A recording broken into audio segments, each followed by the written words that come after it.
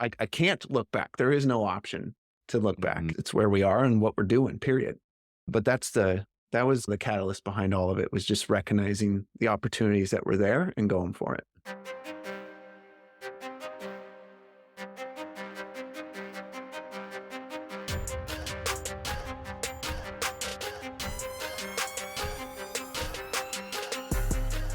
Welcome to the Skilled Dad podcast. This is the podcast for dads of all seasons to learn the things that they can do and engage so that they can go and equip the next generation for success. Here we sit down with everyday dads just like you to learn from their story, get inspired, and then start getting after it. So we invite you to join in, see what you can take away from this story, and apply to your life on your journey to becoming the Skilled Dad.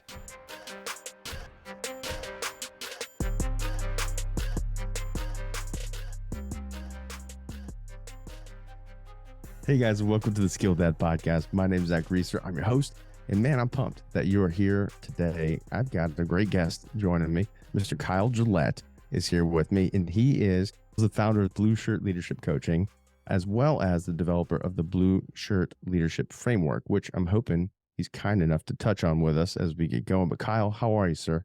I'm good, and I'm representing the brand because I'm wearing my blue. So here we go. I turned the lights on in the back for you, so that's like blue lights. Perfect. So I can see fit it. right in there. Represent. There we go. I'm there with you, man. What's funny is that the Tennessee orange is similar to my other color in my brand, which is an orange. Now, I don't have any affiliation with Tennessee, but there is definitely orange in my brand too. So there you go. Go Vols, and you should have affiliation with us, and hopefully we'll do better in sports as we get going. But no, see, we coordinated this well, so I'm pumped. I am a Peyton Manning fan. And Okay. Isn't his nephew going to Tennessee now, or is he Texas? Yeah, it's Traitor. That's a good question. There's Mannings all over. It seems these guys are going to come after me. What? No, it's a great time to be a Vol fan, at least at time of recording, because we're going into March Madness. Team's looking good. Depending on what happens between now and when this comes out, we'll see. But go Vols, regardless, win or lose, we're there for you. Nice. So, Kyle, you are a dad of 3 girls. You have a dog. It's also a female dog, right? I remember this. We talked about this like a couple weeks ago.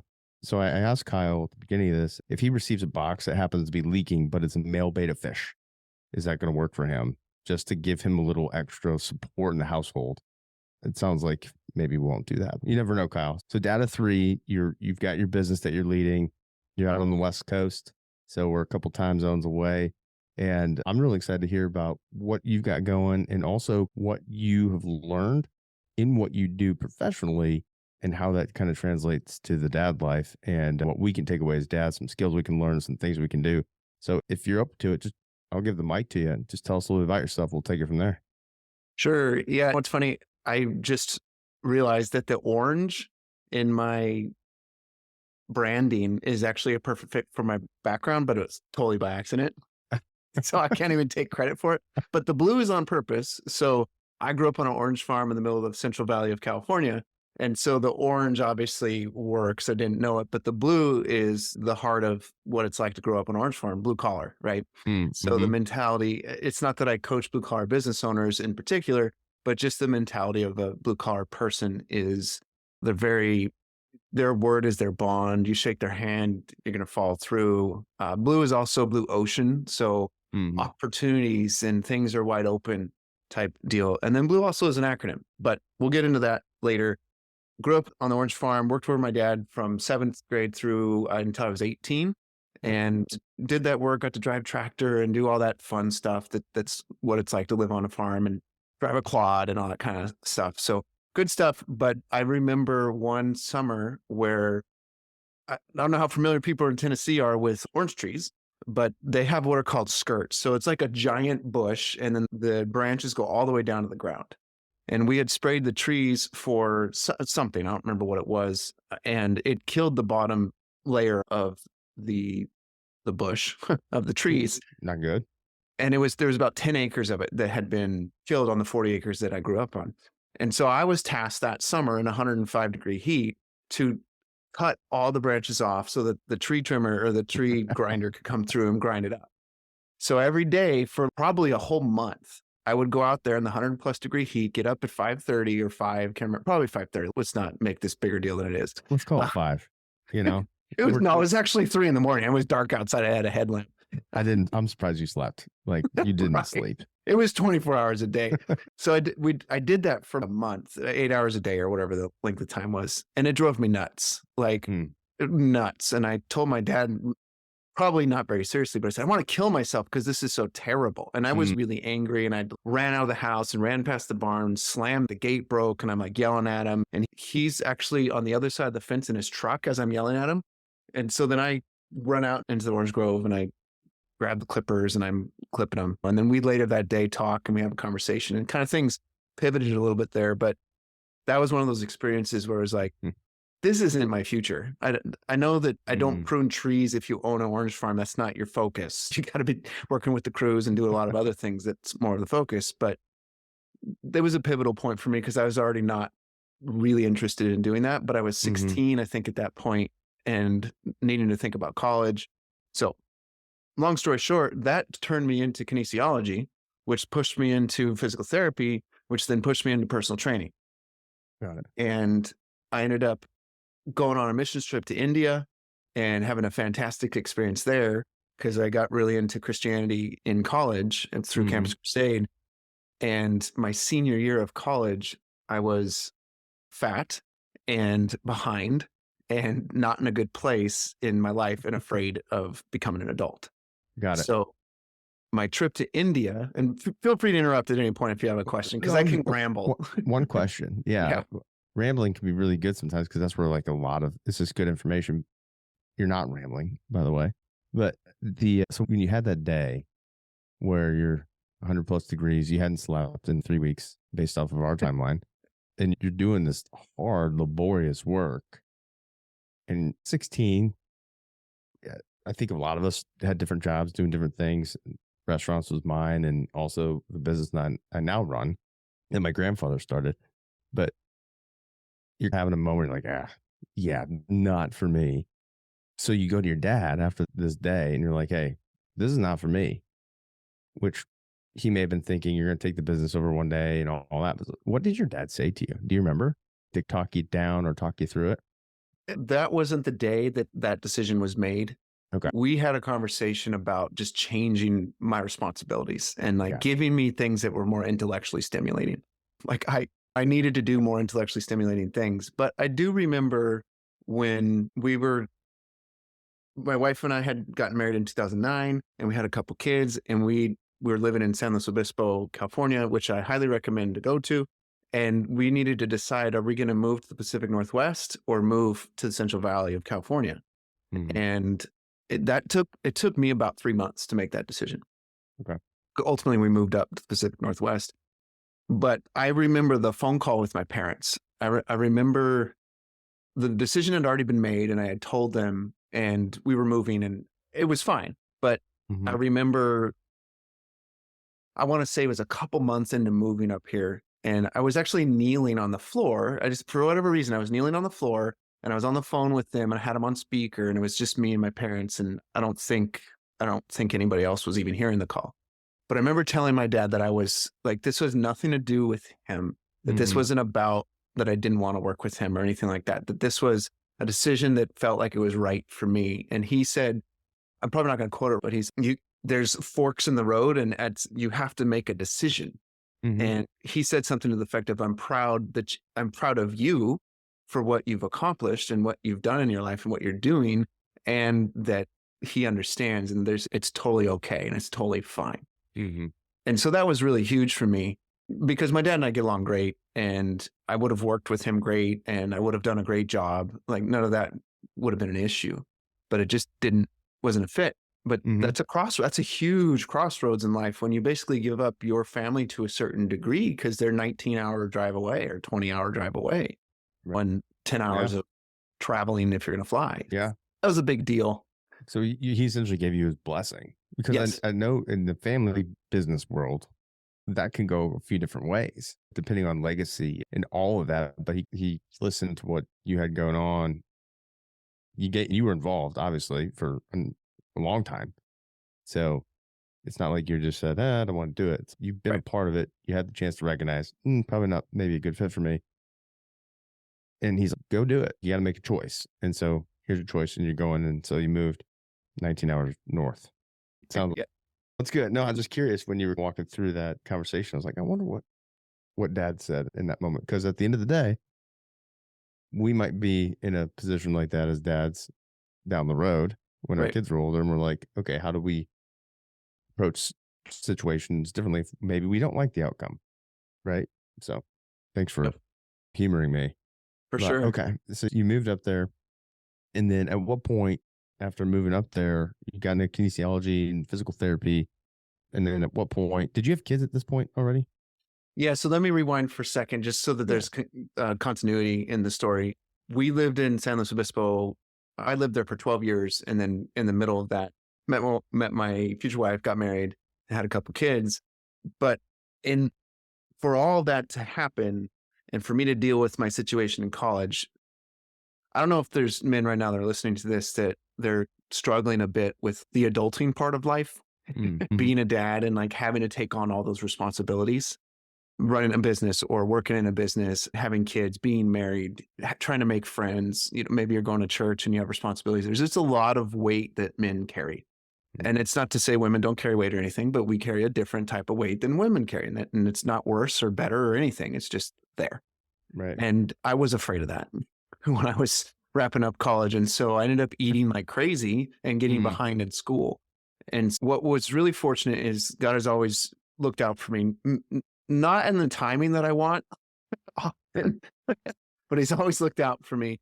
And I'd gone on a missions trip to India, and a guy named John was on the trip as well. And he called me up after the trip when I was in the throes of woe is me. I'm 40 pounds overweight. I'm terrified of life, blah, blah.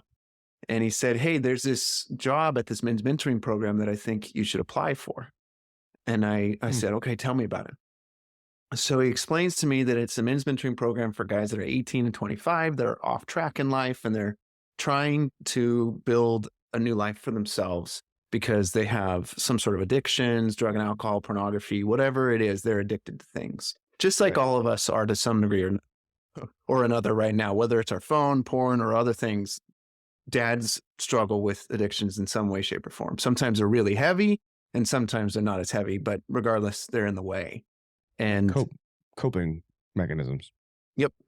Regardless of what that is. Yeah. Yeah. 100%. And so I'm in my head going, I need this for me. Like, you want me to be a mentor to these guys? I'm the one that needs this. So I interviewed. That's a fun story, but it'll take too long. So I interviewed and accepted the job and ended up working in the program in various roles for 9.5 years.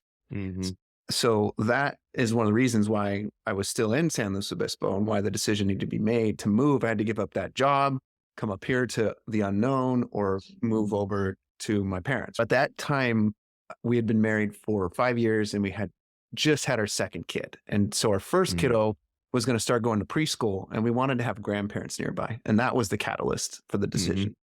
So then we moved up here, and I could tell you more about that story, but then we moved up here. Okay. Okay. I want to touch on what you said around you were in it. And then here's this opportunity to lead. And you said, you want me to lead, but I'm the one that needs some of this, right? Some of the mentorship or guidance or,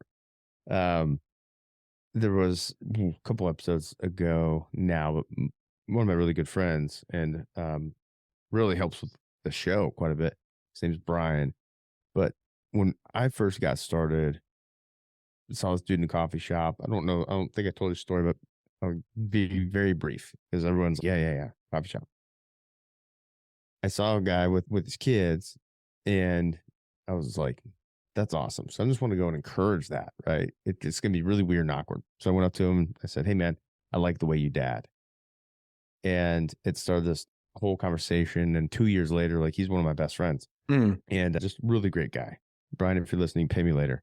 But what he said on the episode, because I asked him for the first time, I was like, what did you think when I came up to you and said that? And he gives his thing about, it was different because no one's ever done that to me or said that. And he said, honestly, I thought was, if you saw me 6 months ago, you wouldn't be saying that. Mm. And because he had a big shift and there's a lot going on I didn't know about when I first met him. I think that there's a cool aha moment there for a lot of us. And I'm not talking imposter syndrome, stuff like that, but sometimes, even though we don't feel like we are the ones to lead, sometimes as dads, we're like, I'm not equipped for this. You are, and you don't have to do it alone. So anyway, I like that part of what you said and just want to tap on it and see where you took it from there. Yeah. Yeah. Thank you. What happened for me when I stepped into the program, there was new responsibility. Just like when you have kids, there's new responsibility, and then you have to change and adjust how you approach things. And so I ended up signing up to run a half marathon, trained for it, and ran it in an hour and 40 minutes and lost all the weight in the process. Wow. Obviously, I took the job, worked and lived in the house with the guys for 10 months, took a year and a half off to run a business, my personal training business, came back and ran the pet resort that supported the program for 3 years, doubled the income of the pet resort. And then they moved me to the director of the program. And I did that for, I think, 4 years, and then felt the call, if you will, to come up to Pacific Northwest. Got it. But the beauty of it, and this is something that might be like the message of the show, because it's the heart of my coaching in a way. Mm-hmm. My dad mentored me and he did a great job. Like I'm very fortunate to have a dad that was wonderful for me. Very fortunate, because I've known hundreds of men that didn't have that, literally hundreds of men. And that sucks. Yeah. And then I was also fortunate to be in a program where the role of the president was to be the mentor over the whole thing, but he mentored the leaders of the thing, which was me and other guys over the course of time. But I was there so long that for 9.5 years, every Tuesday we went to lunch together and he mentored me for an hour and a half. Oh, wow. Yeah. Okay. Wow. Yeah. And he was a serial entrepreneur, ran 30 businesses, many of them very successfully, sold them, retired in his early 50s, and has never taken a paycheck since. Wow. And he's still at the program and he's 80. So that's 30 businesses. That was a busy man. Just lots of franchises. And then he ran ambulance company, and he was a sheriff or a deputy sheriff. And then he was also highway patrolman, all kinds of different roles in his life. Wow. And so I got the collective wisdom of that over the course of 9 years. And then he would teach me, and then I would get to implement it into either the business, which was the pet resort, or into the program, which was Alpha Academy, or is Alpha Academy. And it's like getting an MBA live. You get to apply it immediately. Yeah. So it's real life stuff. Yeah. And my point of all that is dads need mentors. Dads need accountability. And that comes from all kinds of different angles, but usually you have to seek it out yourself, which your story illustrates, that you sought out just to be kind to somebody, but it turned into a friendship. But since then, you and Brian have sought each other out in relationship to grow in that relationship. And I think sometimes we can just sit on our hands and be like, how come things are so hard and I don't have anybody to talk to? So did you text that friend that you went and fishing with or grabbed a coffee with? Got to put the effort in. Wasn't that weird though? If I'm texting, I've only hung out with this guy once and now I'm like pursuing them. Yep. It is weird. Get over it. Yeah. Date them. You have to, in a way, date the guy. Yeah. When I moved from the Pacific North, from San Luis Obispo up to here, he's still one of my closest friends, but we lived together for 3 years. We actually bought a condo together. And so we were real tight. And we had how you can get those U-Haul pods. My wife and I rented 3 or 4 of them to move ourselves. And they were sitting out in front of this barn. We lived in a barn for a year because we sold our house in anticipation of moving. And so we're living in the loft of a barn with our 2 kids, right? It was a fun situation. Like, it wasn't airy or anything. It was like, it was finished, but it wasn't like hay bales. There was hay bales underneath us, but it was a finished setting. But anyway, it was a barn. So anyway, it's this barn and there's the U-Haul pods in front of it. And he drives up in his F-150 and we've got our vehicles. We're ready to go. We're leaving that day. And he gets out of the truck and I say hi to him. I give him a hug and we say bye. And we both start crying, like crying, seriously crying. And it was just this beautiful moment because it shows the intimacy and the connection of that friendship. And if you want something like that, get over the awkwardness of sending texts to the guy that's not responding to you. When you know you actually have a good relationship already to some degree or another, there was some sort of a connection because you have something in common or whatever. It's worth it because you're going to be a better dad. You're going to be a better husband because you're interacting with this guy. And if you're not going to be, then don't interact with the dude, obviously. Well, yeah, it's an investment, right? It's a relationship and it's an investment. And anyone that's listening that has investments that they haven't put anything into, but they're getting 10x or 5x without any investment, let me know because I'd love to know that secret. But it takes work. And this has come up a couple of times, but no, that I think that's a really powerful example of what it means to like have a strong connect, like you said, strong connection with someone that it's painful to leave your close friends. And also your kids are watching that relationship too. They're seeing what it's like to have healthy relationship, healthy friendships, and all the things that come with it. No, I think it's a great story. I appreciate you sharing that part of it. Yeah. So so after you've moved, like when did you start Blue Shirt? And just tell us a little bit about what you've got going on with that side of it. Yeah. So Blue Shirt started 6 years ago, 6 years and 2 days ago, actually started March 18th in 2018. Okay. So it's been just over 6 years. And that kind of came out of this experience of, I worked at a church in HR, had 100 employees. And so I was the HR director and had the opportunity to do assessments on all the employees. And I spent an hour with each one of them. Oh, wow. Walking through their results and coaching them through the results.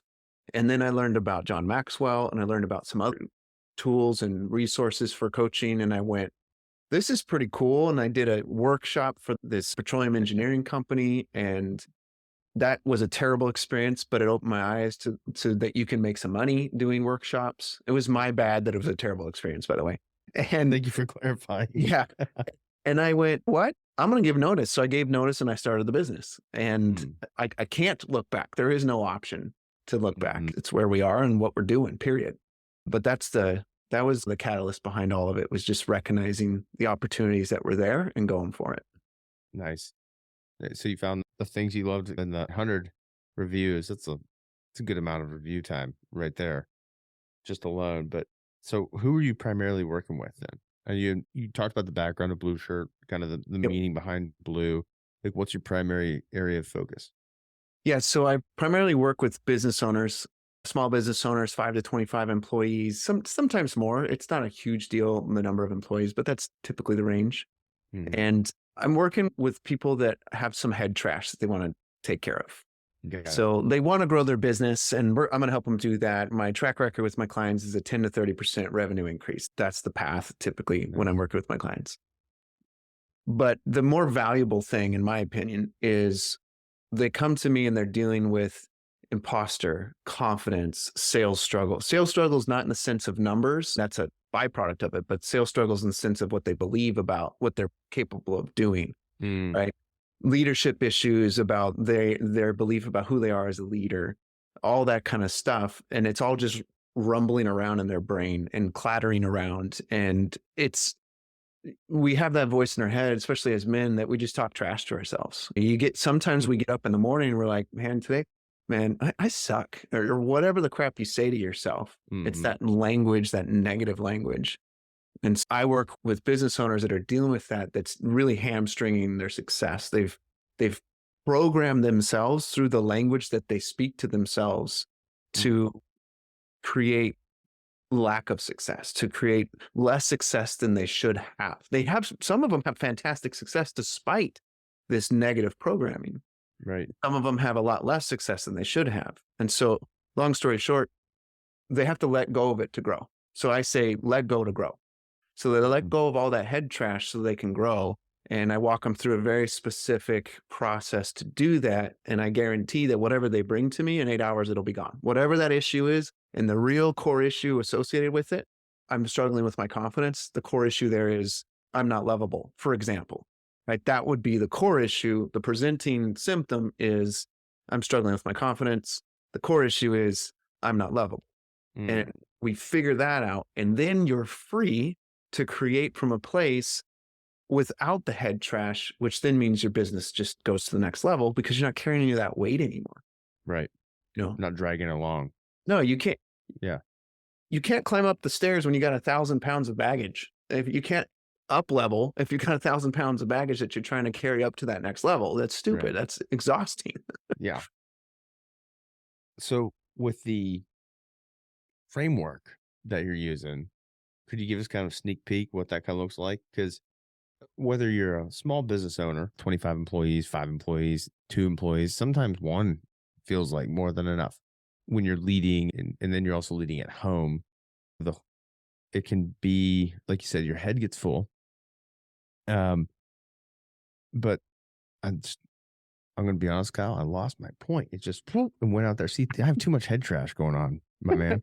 No, but whether you're a small business leader or you're not leading a small business, but you're leading a team or whatever job you've got, we all still go home as dads. So I was curious what you've seen in that realm and how it translates to those. I don't know what percentage of people you work with are dads or parents, but what things translate over to the dad focus for us as individuals. I personally think they're holistic, right? We're a holistic person. So they're all together, but focusing on that and your framework, I think would be applicable to a lot of different things. So curious if you'd share some of that with us. Yeah. So the framework, the blue framework. So I haven't shared what that is in terms of, it's actually an acronym. And I love acronyms. I've got a ton that help me remember life. And so I use them all the time in my business. And I came up with a new one today, which is ROW, but anyway, I came up with a new one. And I'm like, use it in a planning session with these people I was talking to. And I'm like, this is great. I got another one. But blue is, what's that? It's a cliffhanger. We'll have to figure that one out like next time. Exactly. So blue stands for be a self-aware leader, lead with accountability, use a growth mindset, and empower others. And that's the 4 pillars of today's leaders, ultimately. And I wrote a book based on this as well. And so I talk about the mindsets and habits of each of those pillars inside of the book, 5 mindsets and five habits per pillar. But fundamentally, it's a cycle. Like the cover of my book, I don't have it next to me, but the cover of my book is, it's arrows pointing at each other in a cycle. Because what happens is when you get to that head trash and you become aware of it, on the unconscious level, your mind needs you to recognize what that head trash is and learn the lesson from it. If I'm telling myself I'm an idiot or I suck or whatever language we're telling ourselves, there's a reason that it's there, that it's staying there, because your brain wants to deliver something to you, to teach you something. When you allow that to happen, which there's a very specific process that you can do to make that happen, then you get to learn the lesson and you let go of the negative emotions and the limiting beliefs and you get to move forward. And that creates way more self-awareness. So that's your foundation. I describe it in the book like a leadership house where self-awareness is the foundation of your house. Then now that you're more self-aware, you're required to lead with accountability. You have more that you're accountable for because more about who you are and what you're responsible for. And it's easier to take responsibility because you're not in your head so much.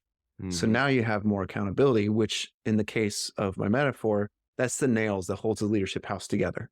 Accountability is what holds a home together. It's what holds leadership together. Without that, of course, your house is going to crumble. So then, do you have a question? Because it all rolls if I'm not careful. No, just why would the house crumble without accountability? So you can have beautiful architecture, you can have fantastic materials, but if you bump it and there's no fasteners, it's going to crumble. It's just going to fall apart. So this is the issue for a lot of men. When we get bumped and we don't have good accountability in place, then we don't follow through on things, or we don't follow through as much as we could on things because nobody's calling us out on that. They may not be calling us out, but they notice it. Yeah. Oh yeah. Yeah. So my mind went to this, and you could tell me if this is in line with your analogy or not, is that trust is essentially the adhesive of accountability in some ways. And that if you lose accountability, even though someone may not say it, like I always hope that somebody comes to me and says it because that shows my relationship is strong with them and they trust me to tell me something I probably don't want to hear. But when you don't have it and you just start letting it go, if it's related to a relationship, then trust can be damaged, and you can't really go anywhere without trust. It's the foundation of working together. Yep. And Fair. Okay. oh yeah, I totally agree. And it's the core of what makes a business successful too, because if your employees don't trust you, or if your kids don't trust you, then that home environment, there's not going to be very good accountability. The employees won't follow through. The kids won't follow through. There's exceptions, of course, but typically the level of follow through, the level of ownership. I can't tell you how many business owners I've talked to that they want their employees to own the business, quote unquote. And they mean metaphorically, them, right? What's that? What does that mean to them? What does ownership mean? What does it look like? Yeah. And if we have time, I'll dive into how you can make that possible in the empowerment part. But ultimately, when I work with my clients, my goal is to create automatic accountability within their organization. And you do that through empowerment. But let me go to growth first. So if you're more self-aware and you have great accountability in your life and in your organization, inevitably growth happens. It has to. Because everyone else is getting more self-aware and there's better accountability, so growth happens. Right. And there's a whole set of mindsets and habits that are tied to that enhance it even more that it's going to take too long to go into. But that's growth. And I call that the walls and the roof of your leadership house. That's the metaphor there. And then finally, empowerment's the windows and doors.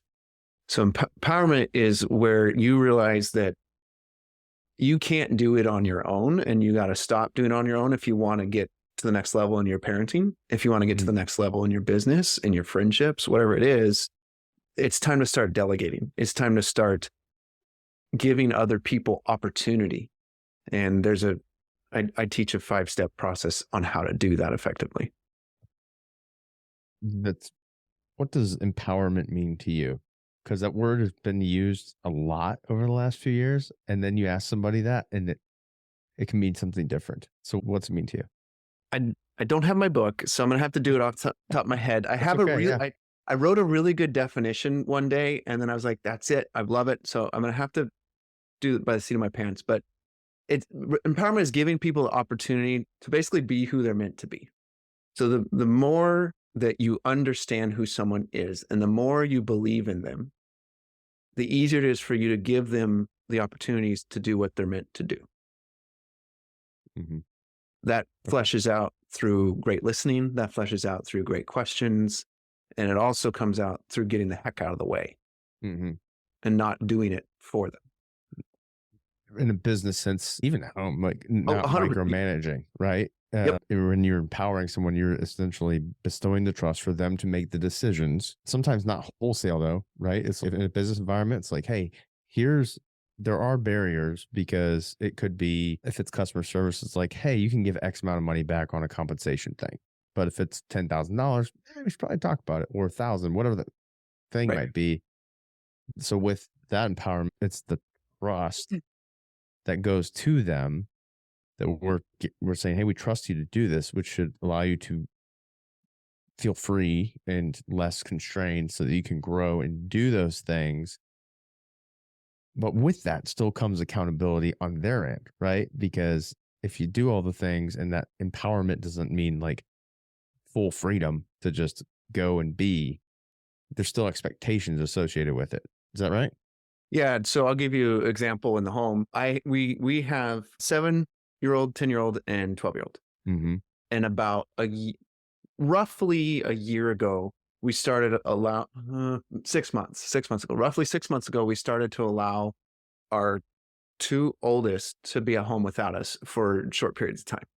Because my wife needed to go pick up our youngest at Taekwondo, or I needed to go to the gym to work out, or whatever it was. But with that came responsibility. And what that meant for our kids was, we're going to be gone for this amount of time, which is like 40 minutes maybe. And in that amount of time, yes, you need to play piano. Yes, you can spend a little bit of time on the computer doing your games or whatever it is. But you also need to make your lunches, and you also need to get your showers done. And if the dishwasher needs to be emptied out, you need to empty out the dishwasher too. So when we return, all of that needs to be done, right? So one of the things my old boss, the guy that I worked for 9 years, he would say, you don't expect what you don't inspect. Right. And he probably got it from someone else, but that's the accountability part of this. So I get back from the gym, or my wife gets back from picking up our youngest, And then we got to inspect their work, which for us, with our middle kid, it's sniffing her armpits to make sure she showered properly. That's the quality assurance check. Yeah, Lift your it arms, is. girl. Lift your arms. Exactly. and then of course the rest is pretty obvious. Is their lunch made? Is the dishwasher empty? And then we ask them. So we need honesty from them. We ask them, did you play piano? And then they tattletale if they didn't. But that's accountability, right? Here's responsibility. Right. We trust you. And then we check back in to make sure that they've done the work. Yep. And so for me, that's how I empower my kids. And it's taken some time, but they're on top of it. And they mostly do a really good job when they're given that chance. In fact, they typically do better when we're not around because they can't turn to us and come up with excuses or ask us for help. They just got to do it. Also, and they know the expectations. Like, I think it's important too, right? So here's the expectations. They're clear. Yeah. Yeah. Unspoken expectations are rarely going to be met because they don't know what they are. Yep. So sharing those. And so then they have something that they can, to your definition, they can then be free with the opportunity to become and grow into the people that they can be. Yep. To push themselves to have the self-discipline. All the opportunities come from that. Yep. It's really cool. So, and the fruit. So yeah, they become the person or the leader they're meant to be. But the real true fruit of empowerment is people thinking for themselves. That's the real fruit of empowerment. Because if you can't think for yourself, then you can't become who you're meant to be. So this process that I teach my clients to help their employees is the purpose is ultimately to help their employees think for themselves, which is the same thing I'm doing with my kids, which is why moms need to leave the house because the kids always cling to the moms the most. And dads somehow, the moms are always irritated. How do the kids just leave you alone?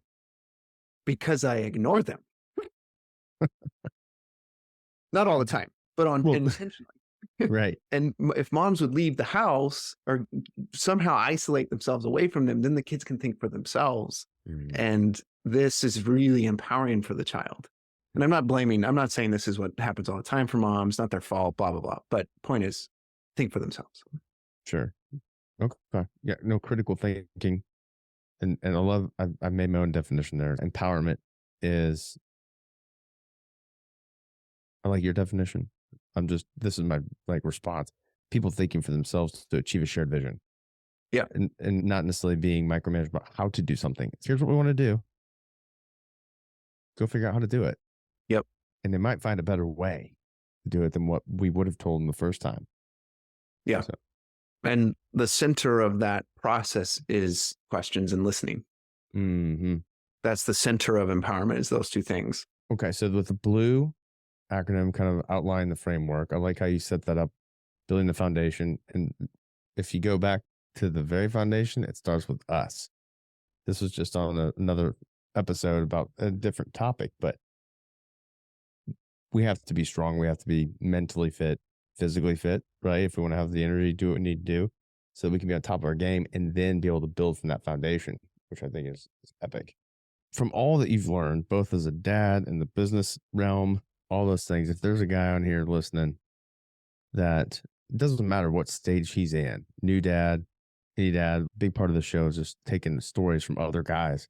And we all learn things. We don't have to reinvent the wheel. We can learn from each other. What are 3 things that you tell dad right now that, whether it be advice or things you learned, just 3 takeaways for them to be like, hey, here's what I throw out to you. Yeah. Put this down. Put your phone down. Mm-hmm. First one. That's an addiction. The more you see your phone as a pack of cigarettes, the better, because it's so addicting and it's so damaging to you. And then the secondhand smoke of it is the damage it does to not allowing you to spend time with your kids and your wife if you're married. And so put the phone down, number 1. Number 2 is make that awkward text, continue to send that awkward text to that other guy, whoever he is, whoever's on your mind. Or if you already have that dude that's you're close to and you're good friends, send him a message right now and set up a time to go hang out, whatever hanging out is for the two of you. Send that message. And number 3, your wife is more important than your kids. If you're married, your wife is more important than your kids. They need to come second. And if you don't have that order, and that's a whole other topic, but if you don't have that order, it can be extremely damaging. And I think a lot of men go job, kids, wife or job, hobbies, kids, wife, or whatever order. And that's super dangerous. And it's damaging in the long run to the kids and a lot of other things, obviously. So those are a little harsh, but they're the truth in my experience. And I've done a lot of mentoring and I've worked with a lot of men, and that would be the reality. Those first two are easy in terms of like actionable. The third one takes some work. They probably all three take work to a degree, but you're right. That third one, depending on where you're starting from, Yep. that could take more work than others, especially if that's a big mind shift and relationship shift from where maybe you've been operating right now. So no, Kyle, I think I appreciate you breaking those down. Number one, time on these things always goes so fast. As you're building and maybe somebody's listening to this and they're like, hey, I want to learn more, where can people find you? Yep. Blueshirtcoaching.com is a great place to go. I already shared a little bit about the one program that I'm doing. It's on the homepage. It's called Leadership Advantage. And then I have a mastermind group that I'm calling Project 1024. And it's about getting Christian men together in the marketplace to help build their business so that they have success in their business, but also success in the home, and combine all those things. And there's several verses. There's 10 verses in the Bible that have the reference of 1024 to them that are the tenets of the group. And so I'm bringing men together in a very intensive context to help them, yes, grow their leadership, grow their business, and grow their relationship with God. I love that. And as they're doing it together, they're going to build relationship with other people and have more guys to send awkward texts to. Yep, exactly. Part of the program is it's required that you create an accountability partner in the program. You have to do that. So it's going to be awkward for a moment. That's perfect. Yeah. And I love it on the other side of it is when it's not awkward anymore. And you're like, you just send a text and maybe it's been a few days or whatever, or a phone call or whatever. And it might be a minute before they get back to you, but they get back to you. And that's just a different flow of relationship, especially if you're virtual. Like they're not local friends, they're time zones away. But no, man, I love it. I love what you're doing. Thanks for taking the time to sit down here. And with the amount of time we have, we can only scratch the surface. And so I hope that you and I can continue to just stay in touch, that you have success with what you're building, because you're going to be helping a lot of people. You already have over the last 6 years. So you're killing it, man. Keep up that good work, and keep an eye out for a leaking box in the mail that may or may not have a fish in it. Perfect. Thanks, Kyle, for coming on with me. I appreciate it. Thanks, Zach. Guys, if you've been to this point in the podcast, I know you've gotten something from what Kyle shared. Go check out his framework. I'm going to be checking it out even further because I love the different concepts of the building the foundation and kind of working through that, so that not only is it building yourself, but it's how to build teams. And as dad, we build teams. That's what we do. We've got our wife, we've got our kids. If you like your animals, you got your animals, but really around your team, we're team builders. And just to double tap, I know we've hit it a couple of times, but guys, it's so important that you've got somebody next to you in a friend zone, in the friend setting, a close friend. You may not have that yet. It's okay to reach out, be awkward. It's going to feel awkward. It's going to feel weird, but the fruit of it is very good. And you will grow from that. They will grow from that. And also your kids are going to grow from it, because they're going to see what it's like to have a good, positive relationship with friends. And maybe that won't be something that they face as much because they've seen it. They know how to go do it. So anyway, you've got that one. And if you need a place to start, come here. And if you run some awkward stuff, share it with us, because we won't have to do it on podcast, but it's like, hey, let's hear about what you got. And maybe we've heard from somebody else what they did, or just some encouragement. Go to SkilledDad.com. You can email me at Zach@SkilledDad.com. But ultimately, I hope that you took something away that you can apply to your life from this episode. And if you think of somebody else, share it with them. You can send them awkward text about, listen to this episode because it made me think of you, and then have a conversation around it. But at the end of the day, we hope that you can take these things, use them, grow with them. We're glad you're here, and we're with you as you become the skilled dad.